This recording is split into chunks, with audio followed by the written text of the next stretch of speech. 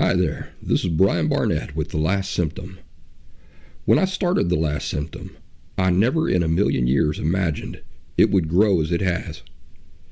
In these early shows especially, audio quality was often iffy, and there were references to services or online groups that are outdated and no longer in use. Great improvements have been made. Where should you go for all of the most up-to-date resources that I offer?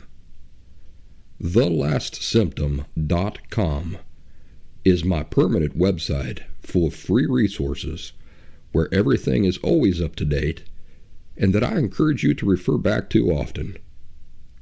There are also a few modest paid resources at TheLastSymptom.com.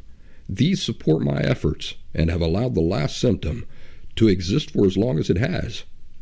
These include one-on-one phone conversations with me, one-on-one Zoom video calls with me, and perhaps most importantly, the Last Symptom Fundamentals course, which is a 2-week, intensive, pre-recorded online video course that is far superior to things like DBT.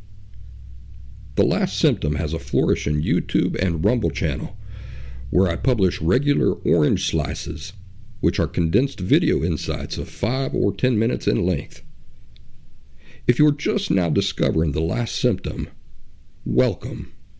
I hope you will find every insight and resource you need here for authentic and permanent recovery from emotional disorders such as borderline personality disorder. Now on to the show. I hope you enjoy.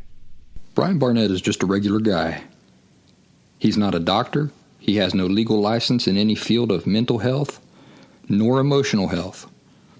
Brian Barnett merely shares the insights he has gained from his personal experiences for anybody who may choose to use such information as they individually and personally choose, while accepting full responsibility for their own individual thoughts, feelings, and behaviors. Brian Barnett assumes no responsibility whatsoever for anybody's individual choice to expose himself or herself to any information that Brian Barnett shares, and by listening to this program, you are acknowledging that you, and only you, are responsible for your own thoughts, feelings, and behaviors. Happy Thursday, everybody. Welcome back. This is your tireless host, Mr. Brian Barnett, but my friends call me Mr. Brian Barnett. I'm kidding. They just call me Brian. Today isn't actually Thursday. I'm publishing this early as a way to get some episodes in the bank early on. Today, rather than focus on a single aspect of borderline personality disorder, as I often do, I thought we'd use this episode to discuss a few things that have to do with the program itself, my approach, why am I so harsh sometimes, and why am I always hacking on the professional community, things of this nature. So, without further ado, let's talk about the podcast itself. What can you expect with the podcast moving forward? I'm going to continue with the original format, which is taking one aspect of borderline personality disorder, breaking it down, and explaining it. The objective being that a greater overall picture is going to begin to form for you, and your ability to make all these connections as if it were a large puzzle is what will eventually be your cure. You know, a mechanic doesn't learn how a carburetor works. Well, a lot of cars don't have carburetors anymore. Let's use a different example. A mechanic doesn't learn how a piston works and then suddenly have a clear, masterful understanding of an engine or a motor. No, he has to learn all the different components. But even that's not enough, because then he has to learn and understand how each component interacts with every other component to form the motor as a whole. So, in a nutshell, this is the cure to borderline personality disorder. Not just identifying the two primary distorted core beliefs at the root of the disorder, but then clearly seeing how each aspect of the disorder relates back to them, and also how they play off each other. So that's my intention with the podcast, the website, YouTube, and the support group. Given bite-sized pieces that will eventually lead to an overall broader comprehensive understanding of the entire disorder. And if I do my job right as the dispenser of information, eventually you won't need me at all. The law of diminishing returns is going to kick in, you see, and you're going to be able to take what you have learned and do the rest of the work yourself. There are some very specific individuals that come to my mind who I think are already well on their way. They have the focus and the determination to do it. It's like a diet, it requires a certain determination and attitude. And I can see that same spirit reflected in some of the people I've been corresponding with. So, some episodes of the podcast will continue to be me breaking down a specific aspect of the disorder, and then other episodes will feature a guest. Will the focus of these particular podcasts be for me to solve all the guest problems by the end of the show? No. Instead, these episodes are going to be an opportunity for individuals to share their individual experience as well as their individual struggles in recovery. And perhaps most importantly, for them to share their individual achievements, their progress, and their breakthroughs. Pretty confident that these episodes are going to help you see that your situation is not as entirely unique as you might think. You aren't some freakish exception that's too far beyond recovery. No, if you fit the same pattern as somebody else, and that person's making progress, then you too can make progress. How do I choose which guest is going to be on next? In my imperfect way, I try to create a balance of personalities and issues. So, for example, if on one program I have a guest who is early on in their recovery, maybe in the next program I'll choose somebody who's a little further advanced. I also try to create some kind of balance between personalities, region, male and female, that sort of thing. We have such a wide range of personality types and cultural backgrounds that's going to be reflected in the program, from the United States to Brazil, India, China, Turkey, almost all of Europe. So we're really going to get to see how borderline personality disorder, its symptoms, its cause, and its cure don't discriminate. Now, let's talk about me for a minute and try to discuss some of the questions that you might have. First of all, why do I go through the hassle of speaking the entirety of the disorder's name so often? Have you noticed that I tend to avoid shortening it to BPD? There's a reason for it. First of all, it takes about 0.0001 second longer to say borderline personality disorder than to say BPD. But also, a lot of people confuse BPD with bipolar. So to eliminate any confusion, I usually just say or write out the entire name. And furthermore, you're not going to catch me referring to people with the disorder as borderlines. No, I don't like that. So you're not dogs. It's like people, who have this breed of dog called a border collie. They often refer to them as borders. You're not dogs. The respectful way to discuss the topics, to do so in a way that reflects an appreciation that we're talking about two different things here: people and the disorder they have.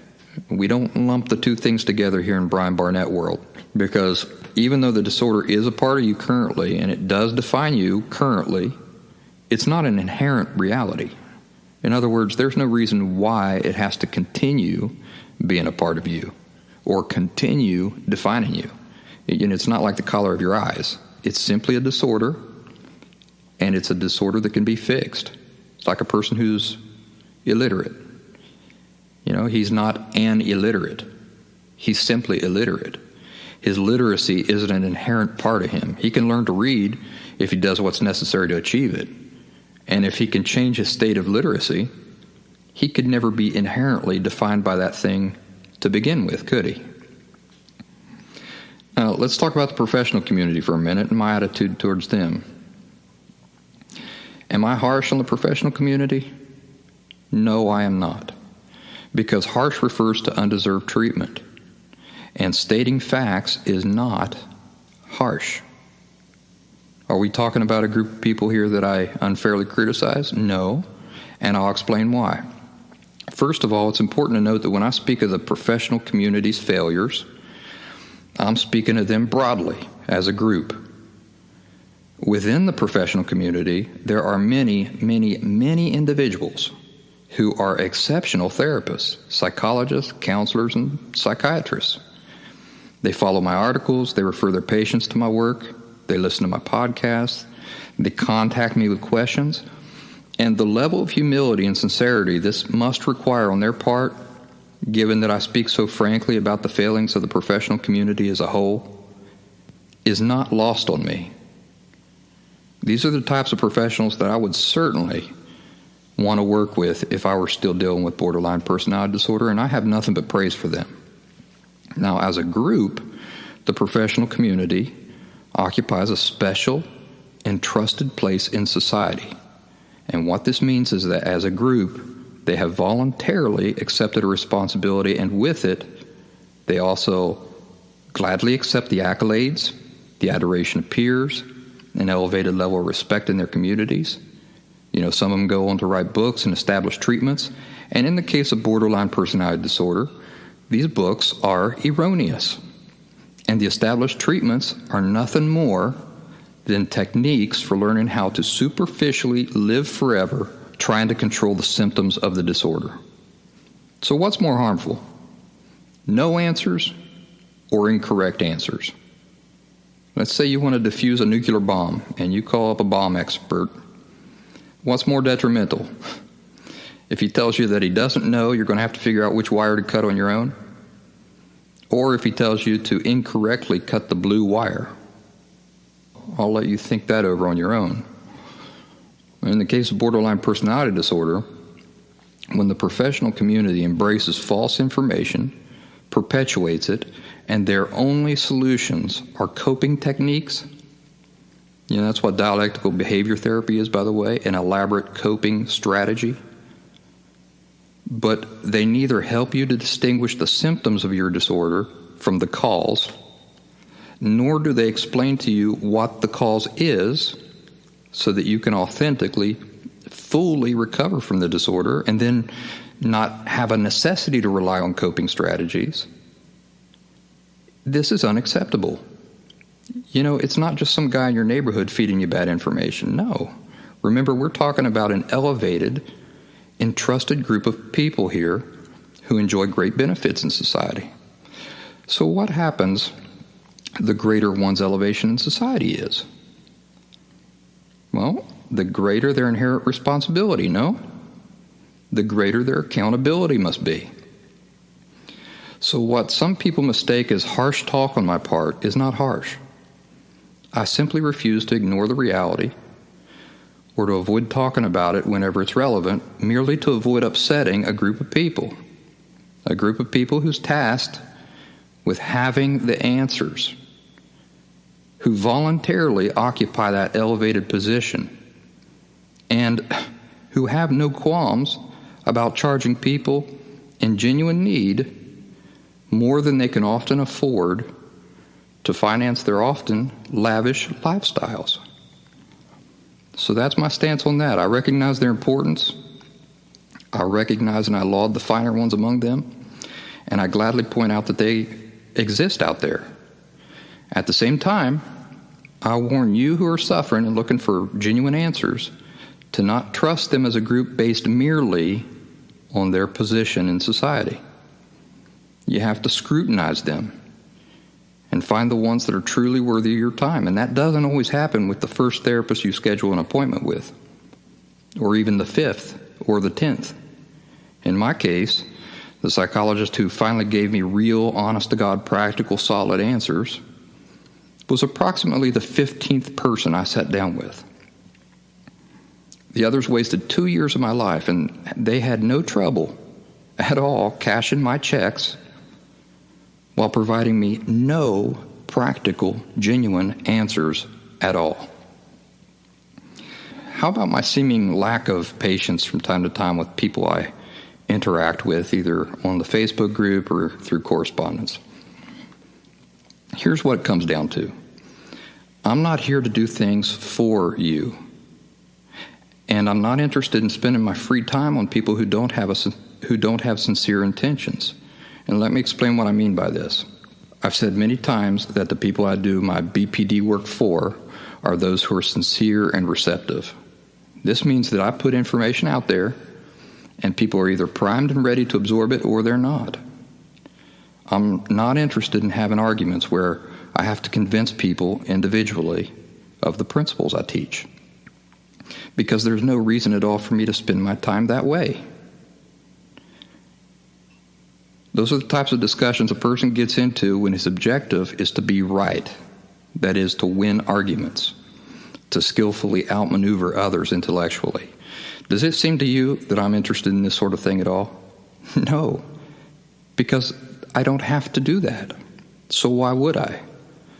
Let me set up the scenario for you. I'm a person who once had borderline personality disorder, and now I don't. I spent 7 long years figuring it all out. At the risk of sounding high and mighty, I already know the answers. I'm not looking for answers on how to recover from borderline personality disorder. I've already done it.